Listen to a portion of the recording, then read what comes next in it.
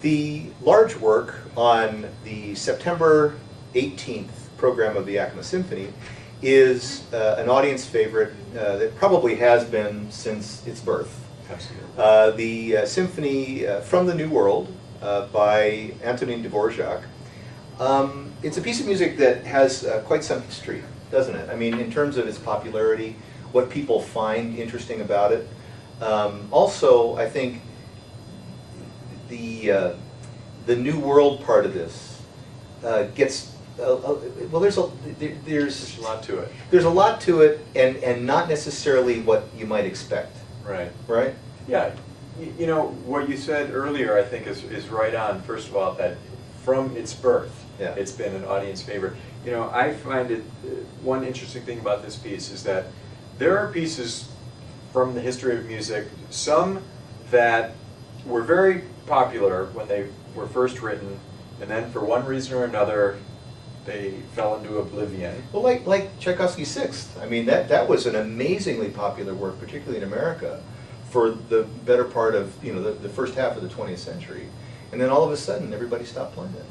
And I mean, never even heard of it. But New World has, I think New World's had a pretty steady popularity. It has, yeah. Because there are other pieces like the Tchaikovsky Violin Concerto, which was absolutely hammered by the critics when it first came out. They said that the violinist beat the violin black and blue. Well, now it's considered the most beautiful, one of the greatest violin concertos of all time. Right. So not every piece has a continuous popularity, but the Dvorak New World was an absolute smashing success at its premiere, and it has been ever since. It's just a fantastic piece, and audiences always love it. Now, Dvorak was a violinist, right? Or was he a violist? I think he was a violinist. Or at least he started as a violinist, right. let's put it that. And struggled for quite some time, trying to make a living, tried his hand at composing because everybody was supposed to, I guess, even then. Even though, as the 19th century wore on, people were able to sort of specialize sooner or something. I don't know how to phrase it, but let's not worry about that. But he got a big break, basically, Dvorak did, as a composer, right? He entered that... from Brahms. Yeah, from Brahms. Right. He entered this competition, submitted some pieces, and Brahms was one of the judges. And Brahms apparently took quite a shining to him. He did. Now, is it some piano pieces, is that right? Well, was that I'm not sure Slavonic what the pieces dances? were, but I just know that Brahms was a big champion of Dvorak, and that's a good champion to have. Well, I think it was. I think it was some piano pieces. Might have even been some Slavic dances or something like that. That he just took a shining to, and recommended to his publisher that Dvorak be considered, or at least these pieces be considered. And apparently they took off like crazy. So as a result, Dvorak could then focus more and more on composing, which I guess in retrospect that seems to be what he wanted to do.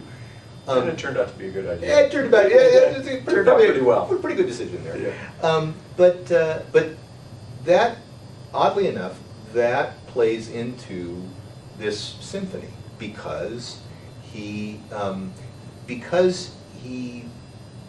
had the opportunity to compose, decided that his heart was in writing music that was a bit closer to home, to the Czech Republic, and so that in a sense he focused his energy on writing music that again sort of resonated with people at home. The interesting thing was he also became quite famous outside of Bohemia at that time, in a sense as a sort of international figure representing that region. And it's an interesting thing because I'm always curious why people get identified the way that they are, because you never know where it comes from or how it really sticks, or why it sticks. But that played an important role in him coming to the New World. Right. Right. Because he had, in a sense, become this nationalistic figure, he was brought to America to actually help that. That's right. He came here to help a school get off the ground, a music school in New York get off the ground. And what was the name of that school? well, it eventually became the Juilliard Juilliard School. School. At the time, I think it was called the National Conservatory of Music. National Conservatory. But that eventually became the Juilliard School of Music in New York, and again, a pretty good decision. That worked out pretty well. Yeah, so he came here, and he was here for a few years, not many, maybe 3 or 4 years. 3 or 4 years. Yeah, and he also spent some time in Iowa, actually. Looking for Moravian or Bohemian settlements. Right. You know, because he felt pretty homesick, I guess. Yeah, was he the did. Story. He did. So, you know, that's where that whole element of from the New World comes in, and what you were mentioning earlier, you know, how much of it is from the New World and how much is from the Old World, i.e. Bohemia.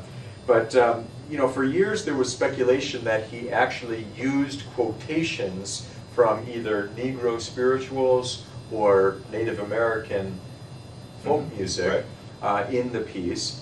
But actually he didn't, and he never said that he did. What he did was he listened to many Negro spirituals and Native American pieces, and he incorporated the flavor of that music, such as the pentatonic scale, which our listeners might know of as the black keys on the piano, a five-tone scale as opposed to the normal 8-tone. Well, you know, and chances are that he heard some of that music actually from some of the composers that he was asked to work with, because part of the reason he was brought over was to help American composers begin to find their own voice. I used to play in orchestras before I was a conductor, and whenever I played this piece, the conductors would always say, "Oh, this part is, you know, he was taken la da da da da da da." They always said that that's from the Stars and Stripes Forever by Sousa, and you know, because he was trying to incorporate American things. Well, only once I started studying the score and doing more research as a conductor did I learn that, well, that's not actually accurate, because it may sound like it. It may sound like it, but the Stars and Stripes Forever was written in 1897, and this was written in 1892, right. 5 years earlier. So maybe Sousa took that theme from this. That's it. Well, it is interesting though, because as soon as he put the New World subtitle with it, you know, in a sense he brought it on himself, you know, and that, but still, that's fine. What I think is, I think if people really want to get the point, at least as I see it, they need to, in a sense, think of the entire trip that he took as the inspiration, not as him trying to, in a sense, copy anything or borrow anything. I still think of the beginning of that first movement of, I hear waves crashing, I hear a ship traveling, you know, and perhaps, you know, seeing something in the distance.